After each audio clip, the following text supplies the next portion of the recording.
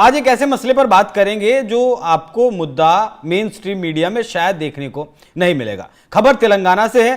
तेलंगाना में जो एक ट्राइबल इलाका है, जो आदिवासी इलाका है, वहां कुछ मुस्लिमों ने एक आदिवासी महिला के साथ जबरदस्ती रेप किया और फिर उसे पत्थरों से कुचलकर मार दिया गया। हालांकि आदिवासी समुदाय में, आदिवासी इलाकों में अब अक्सर हिंसा देखने को वहां नहीं मिलती, लेकिन इस बार यह घटना इतनी विभत्स थी कि आदिवासी समाज सड़कों पर उतरा और जितने भी कट्टरपंथी लोग वहां थे या जितने भी मुस्लिम लोग वहां थे, उन्हें लगभग वहां से खदेड़ दिया। अच्छी खासी मारपीट हुई, पुलिस बल तैनात है और हाई सिक्योरिटी जोन उसे घोषित कर दिया गया, लेकिन कहीं भी आपको यह खबर नहीं दिखाई देगी।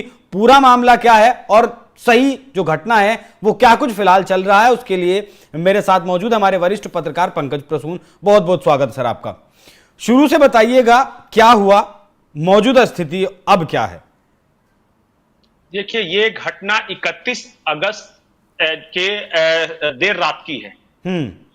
असीमाबाद नामक एक जगह है तेलंगाना में और वहां एक ट्राइबल, वो पूरा जिला ही ट्राइबल जिला है और वहां एक जुनैर कस्बा, जैनूर कस्बा, इस तरह के गांव का नाम है वो। वहां एक ऑटो वाले ने 45 साल की आदिवासी जो महिला है उसके साथ जबरदस्ती रेप की और जब महिला चिल्लाने लगी अपने बचाव में तो पत्थरों और डंडे से पीट पीट कर उसका सर कुचलने की कोशिश की गई।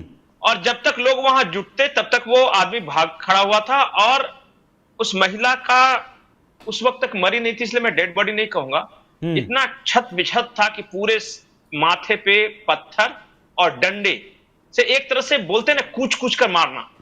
एक जीती जागती महिला को यह हरकत किया था उस ऑटो वाले ने। जाहिर तौर पे ऑटो वाले को पकड़ लिया गया और वो अल्पसंख्यक समुदाय का था। उसके बाद देखिए, ट्राइबल्स को पैसे की भूख नहीं और वो बहुत ज्यादा बड़ी बड़ी बातें नहीं जानता, पर वो समझता है इज्जत की भूख उसे बहुत है। अगर आप किसी भी भारत के किसी भी ट्राइबल इलाके में जाके महिलाओं के साथ गलत करोगे तो फिर ट्राइबल बर्दाश्त नहीं करेगा। और इसके बाद क्या हुआ कि कुछ लड़के वहां जमा हुए और उन्होंने जो आरोपी था उसके घर पे पहले हमला करना शुरू किया, तो उसके प्रोटेक्शन में आ गए अल्पसंख्यक समुदाय के लोग और फिर दोनों ओर से झड़पें शुरू हो गई। फिर इधर से भी कुछ लोग जुटे, उधर से भी जुड़े। अभी जो मेरी जानकारी है उसके अनुसार इंटरनेट बंद है उस इलाके में और धारा 163 लगा दी गई है और जो अभी एक बहुत स्थिति तनावपूर्ण है और इस पर चिंता भी जताई है। तमाम लोगों ने बात किया है, ये ओवैसी साहब ने डीजीपी को चिट्ठी लिखी है। ये सब देखिए, लॉ एंड ऑर्डर का इशू है ये। मैं बार बार ये बोलता हूं कि इसे मैं सांप्रदायिक रंग नहीं देना चाहता, लेकिन अगर मान लिया कि किसी आरोपी जो सच है वो तो बताना पड़ेगा ना पंकज जी। नहीं, मैं यही बता रहा हूं कि अगर मान लिया कि वो आरोपी है, उसके घर पे कुछ लोग गए थे, तो फिर उसके मोहल्ले के लोग उसके प्रोटेक्शन में क्यों आ गए? यही तो हमारा सवाल शुरू से। हर किसी के पास उसने इतना विभत्स काम किया है। बताइए कि एक जीती जागती महिला का पहले रेप किया और उसके बाद मतलब लिटरली मार के, अगर मान लिया गलत वाक्य मार दिया, उसके बाद उसका पहचान छिपाने के लिए सर कुचलने की कोशिश की तो समझ में आता है, लेकिन जिंदा है वो और पत्थरों से मार रहा है उसके माथे पे, डंडों से मार रहा है माथे पे। वो हैवान नहीं तो और कौन है? आखिर शैतान होते कैसे हैं अगर ये शैतान नहीं है तो? और उसके बाद तनावपूर्ण स्थिति है, जगह जगह आप तस्वीरें देख पा रहे होंगे, बहुत सारे वीडियोज हैं उसके कि वहां आग लगा दी गई, दोनों तरफ से स्थिति तनावपूर्ण है। लेकिन मस्जिदों मदरसों को है अभिषेक जी, नहीं, एक चीज और है, आज वो वही दिन है जिस दिन कन्हैया लाल के हत्यारे जावेद को जमानत दे दी गई। ये एक ऐसा काम है कि मैं बार बार इस देश के न्यायतंत्र से, इस देश के प्रशासन, इस देश के सरकार से यह सवाल पूछना चाहता हूं कि हिंदू होना गुनाह है क्या? एक ऐसा कांड जिसमें प्योर वीडियो एविडेंस है सामने, वो है जिसमें गला काटते हुए दिखाई दे रहा है, वो वहशी हंस रहा है, वो फैजुआ जावेद। और वैसे केस में आप जमानत दे देती है कोर्ट और बोल देती है जावेद को कि तुम खुला में घूमो। दरअसल जावेद और न्यायतंत्र कन्हैया लाल के बेटे यश के मुंह पे थूक रहा है कि तुम्हारी चप्पलें घिस गई क्या होगा। ये हर कन्हैया लाल जैसे का हत्यारा जानता है कि मुझे जमानत मिल जाएगी क्योंकि मेरा तंत्र मजबूत है, और हर यश जो जिसके बाप की हत्या हुई है वो जानता है कि चप्पलें घिस जाएगी, उससे न्याय नहीं मिलेगा, कोई उसकी मदद करने के लिए नहीं आएगा। और यह इस देश की कड़वी सच्चाई है। आप जाइए, अगर हिम्मत है तो। मैं बार बार बोलता हूं कि जो हमारा हिंदू समाज ने गजनी सिंड्रोम से पीड़ित है, बहुत सारे लोगों को याद भी नहीं हुआ कन्हैया लाल को क्या हुआ था। बहुत सारे लोग जाके खा के सो गए, चलो बीबी के साथ जाते हैं कोई मूवी देखते हैं अच्छी सी। अरे जो एक तरफ कैमरे से अपना रिकॉर्ड कर रहा है, दूसरा उसका गला काट रहा है, उसको जमानत दे दिया गया सिर्फ 180 दिन बाद, सिर्फ 180। बस इतने ही दिन का गुनाह किया था उसने। क्या हो जाएगा इस वैश्विक दरिंदे को जिसने वो सीमाबाद में किया है? वो इस देश का हर दरिंदा जानता है, और खास करके उस कम्युनिटी का दरिंदा तो जरूर जानता है कि मेरे लिए वकीलों का एक फोरम तैयार है जो कि मेरी रक्षा करेगा, चाहे मैं रेप करूं, चाहे मैं गला काटूं, या शहर को आके हवाले कर दूं। और इस देश का हर हिंदू जानता है कि जिस दिन वो लड़ाई लड़ना चाहेगा वो अकेला है, न सरकार उसकी मदद को आएगी, न प्रशासन मदद से आएगा। एक ही उपाय बचा है, मार डालो। अगर तुम्हारे साथ गलत करा तो यह बदला, प्रतिशोध, और कोई उपाय नहीं। और मुझे गर्व है कि असीमाबाद के आदिवासियों ने वो स्टेप उठाया, आज वो कम से कम सड़कों पे तो उतरे हैं। तो खबर ऐसी भी है कि वहां जो मीडिया कवरेज पर भी रोक लगा दी गई है, जिससे कि चीजें बाहर नहीं आए। कवरेज सरकार अपनी ताकत लगा ले, हम चैलेंज करें, हम कवर करेंगे, और दिखा भी रहे हैं, बात में कर रहे हैं, डिस्कस भी कर रहे हैं। अच्छा, राहुल गांधी का क्या स्टैंड रहेगा? तेलंगाना में कांग्रेस की सरकार है।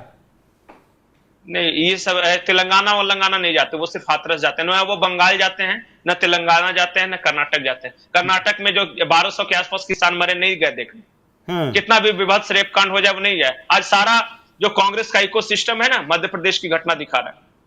परसों जो अमेरिकी यात्रा भी शुरू हो रही है राहुल गांधी की, और जानते हैं कि नहीं, टी शर्ट का रंग भी बदल गया। वो व्हाइट टी शर्ट पहन के यहां घूमते थे ना, वो जेलेनेस्की वाला नीला टी शर्ट पहन के घूम रहे हैं।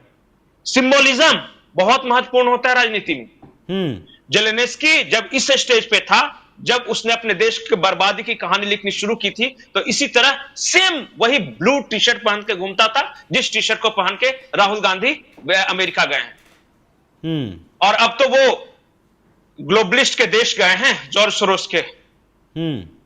मैं शर्त लगाता हूं, मैं आज बोलता हूं कि इस देश में अगले 2 महीने के अंदर कुछ ना कुछ बड़ा कांड करवाएगा ये आदमी। 2 महीना जो अर्ध होता है ना, जो आधा भारतीय, आधा इटालियन, आधा क्रिश्चियन, आधा हिंदू, आधा देशभक्त, आधा गद्दार, वो बहुत खतरनाक होता है। हमें इन तरह के लोगों से बचना चाहिए जिसका कोई स्टैंड नहीं है, इस विषय पर पहचान नहीं है। इस विषय पर पंकज जी अलग से बात करेंगे, लेकिन तेलंगाना में जो कुछ हुआ वो वाकई में बहुत विभत्स था। जो तस्वीरें आप देख रहे हैं, इन तस्वीरों में आप देख सकते हैं किस तरीके से दुकानों को उजाड़ दिया गया, मस्जिदों को आग के हवाले कर दिया गया। ये भीड़ कितनी उग्र है, आप इसके भीतर का गुस्सा देख सकते हैं। जैसा कि पंकज जी ने बताया कि न्यायपालिका से लोगों का भरोसा उठ गया है, इसीलिए वो खुद अब शायद न्याय करने की तरफ बढ़ चले, जो वाकई में देश के लिए खतरनाक है। जी पंकज जी, मैं लास्ट बात बोल रहा हूं कि हर मीडिया यही बताए कि दुकानों में आग लग गई। हर किसी को यह बोलना चाहिए कि उस महिला को कितने विभत्स तरीके से मारा। दुकानों में आग लगा दी, इसका मतलब आप बता रहे हैं कि आदिवासी दोषी हैं। आपको यह बताना चाहिए कि कितना क्रूर हत्याकांड था ये। वही मैंने बताया, अच्छे से अच्छा, शांत से शांत आदमी को सड़क पे उतरना पड़ा क्योंकि उसे इस तंत्र से न्याय की उम्मीद नहीं है। मैं वही बता रहा था, शुरुआत मैंने उसी चीज से की कि आदिवासियों को हिंसा के लिए नहीं जाना जाता। आपने भी बताया कि वो इज्जत के सम्मान के भूखे होते हैं, और आज उन्हें अगर इस तरीके से सड़क पर उतरना पड़ा, आज अगर हिमाचल प्रदेश में सिर्फ एक अवैध मस्जिद को गिराने के लिए पूरे हिंदुओं को सड़कों पर उतरना पड़ा, तो ये क्या है, किसका दोष है? कहीं ना कहीं न्यायपालिका का दोष है। अच्छा एक बार बताइए, आज आदिवासियों की इज्जत लूटी जा रही है कि नहीं? चलिए मैं आपको सैकड़ों उदाहरण बताता हूं अपने ही झारखंड में कि कैसे कोई मुस्लिम बांग्लादेशी आके इनकी बहु बेटियों को उठा रहा है, वो बच्चे भी पैदा कर रहा है, मान्यता भी नहीं दे रहा है, तलाक भी दे रहा है, छोड़ के घूम भी रहा है। क्या करे वो लोग? उनके पास क्या रास्ते बचे आप बताइए? अपनी इज्जत आबरू बचाने के लिए कोई तो विकल्प होना चाहिए, या लुटने दे अपनी बहु बेटी की इज्जत। इससे ज्यादा तो चलो मैं दिखाता हूं, इससे ज्यादा तो किसी इंसान के लिए कुछ होता ही नहीं है। बड़े बड़े दंगे इस देश में, 2013 का दंगा हमने देखा मुजफ्फरनगर में, वो सिर्फ एक लड़की को छेड़ने के ऊपर हुआ था। उसके बावजूद भी तंत्र हमारा कहीं ना कहीं जो है उसकी खामियां अक्सर निकलकर सामने आती हैं। तो जो तेलंगाना में हुआ और जिस तरीके से विभत्स घटना हुई और उसके बाद जिस तरीके से पलटवार किया गया, उस पर आपकी क्या राय है, कमेंट कर में जरूर बताइएगा। नमस्कार।